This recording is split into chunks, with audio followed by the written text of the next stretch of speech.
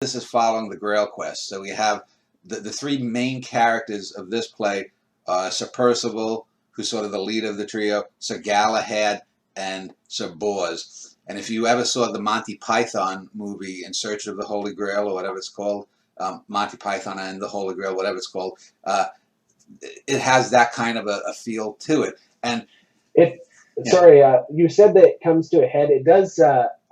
I didn't. I said before you said that he was killed. He was killed in the last Camelot play, like you mentioned. But they do a lot of their relationship is revealed in this play. Yeah.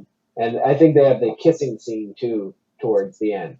Yeah. Well, I mean Dagonet was a minor character in most Arthurian myths, but in writing him, it felt good to have him come out as the person who knows that he's called the Fool that's his title, the Court Jester or the Fool. Well, actually, he is a jester, but everyone calls him the Fool, which he's not. But he obviously is probably the most self-aware outside of maybe Sir Gawain and Sir Azrael. He's the most self-aware person there. And the three that go on the Grail Quest, we find out that, the Fisher King, I mean, people would have to know most of the Arthurian myths, but the Fisher King was the guy who held the Holy Grail, which was the final cup that Jesus Christ drank wine from at the Last Supper, and it's considered holy. And he had a couple of different names in different mythologies. I call him Peredur here, which is actually an alternate name for Sir Percival. So I play a lot with the stuff in terms of mixing and reworking different aspects of the myth. It also turns out that Peredur may be actually the father of King Arthur. When we find that out, I think either at the end of this play or the next play. The trio basically go off to the Holy Land. They get the Grail from the Fisher King. They go off to the Holy Land in the main story, and then basically they come back. Sir Bors is the only survivor at the end of the play here.